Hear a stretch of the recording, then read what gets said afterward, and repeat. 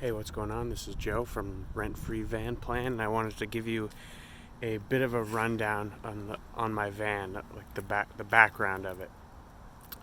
So here it is behind me, and I bought it like I think 2 months ago. It came up on eBay in Missouri, and it was like $8,000, and I gave it my gut feeling was that it was priced about what it's worth, so I just went for it and used the buy it now option. And the people in Missouri, they were super nice. They let me, or I flew out there and they showed me it, and I didn't really need to buy it if I didn't want to, even though I used the buy it now. So, but I checked it out. I didn't know anything about RVs at the time, and the previous owners didn't know too much about it either. So they showed me what they could, and I checked it out, and everything seemed fine. None of the inside stuff worked though, like all the RV stuff, like the lights on the inside. The engine and stuff ran great, but the lights on the inside and all of the appliances, none of that worked.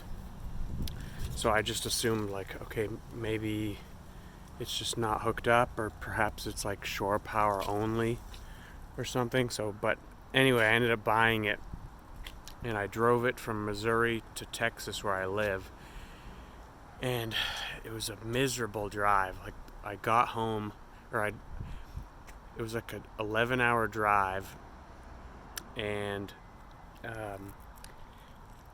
the the seats in it, the seats are not ergonomic at all. So like halfway through, my back was killing me. It was like being on an airplane, like how the seats don't have any lumbar support.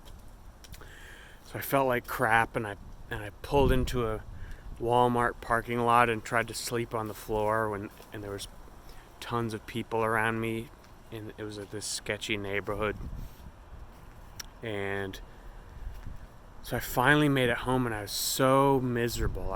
My back hurt so bad, and I had a huge amount of buyer's remorse from it. I was like, this sucks. I'm gonna sell this thing. I hate it. The seats are so uncomfortable. And I was so stressed, and I even got as far as like putting up a Craigslist ad to sell it right away, like the morning after. I was like, this sucks. Fuck this. What a stupid idea. And then finally, after, like, I don't know, I got a couple of good nights sleep, and then went outside and got into the RV again and looked around, and I started to be like, my head cleared, because I was so stressed that I couldn't think clearly at all. But my head cleared, and I was like, oh, this thing's actually pretty nice. I think I made a good decision. So thankfully, I didn't just sell it right away.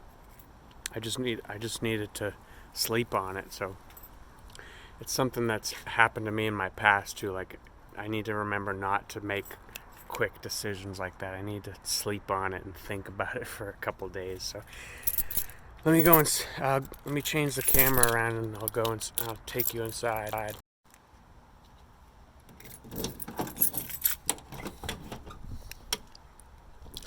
So right now I've got a visor on the window because it's super hot here in Texas. And I'll show you here. So here's the seat, and I bought this lumbar support, which actually is great. It makes it way more comfortable. It actually supports my back, so I fixed that problem. It's a 1995, it's on a Dodge 3500 chassis, so it's a real nice V8 engine.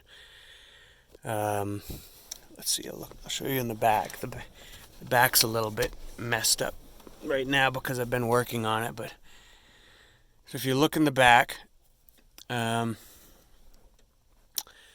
got the bench seats taken apart. So it has the style of bed where it's two bench seats that fold out.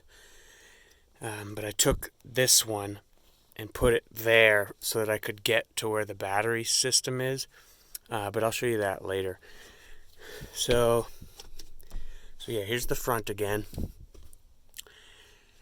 And the only thing I've modified to the front is I installed a rear backup camera, and I installed a newer sound system. So that's a new head unit, and there's 4 new 6x9 speakers, and then under the seat there's a subwoofer. So that's the front. Right here we have a stove and a sink. We have a 3-way Dometic fridge. And then in here there's a microwave. Let's see, what else? I think that's... Oh yeah, I also installed a new fan. So the fan was old and crappy. I put this Max Air fan in that has a nice remote.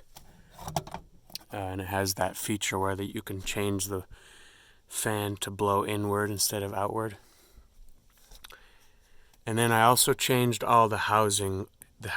All these lights were they were just kind of brown and old, so I changed the entire housing of them, and I put those LED bulbs in there. So it's pretty nice. It's the LED white color, so it's not very soft. So I'm not really sure if I'll use them that much. Like when you're in bed at night, it's kind of nice to have that yellowish soft light. Okay, so now we're going back in the battery system. So I've just mostly finished this upgrade.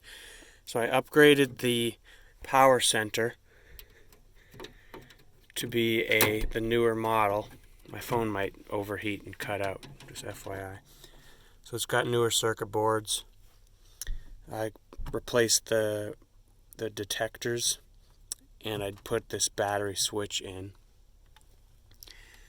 So that's mostly wired in. I have an inverter that's not hooked up yet, but is planning to be. And let me turn the camera off and go in the back and show you the rest. Alright, so now we'll go in the back. So the only thing I've done in the back, actually it's pretty major, but I just finished upgrading the batteries. So I put this MacGyvered battery box cover back here.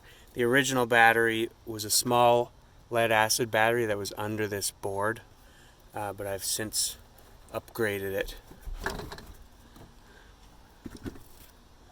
to 2 AGM 125 amp batteries. So they're all wired in now. Yeah, it's got a toilet, and that's about it. Inside I have solar panels and a solar charger that I'm going to hook up in here, and I'll install on the roof. And there's also a battery monitor that I'm going to install next week. But that's mostly it. I've just been working on upgrading the batteries because I want to be doing a lot of boondocking, and I don't want to have to rely on shore power. So battery system's finally coming together. And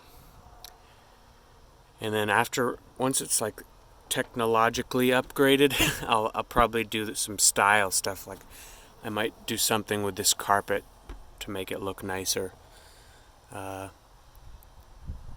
Yeah, so that's it. I will see you guys in the next video.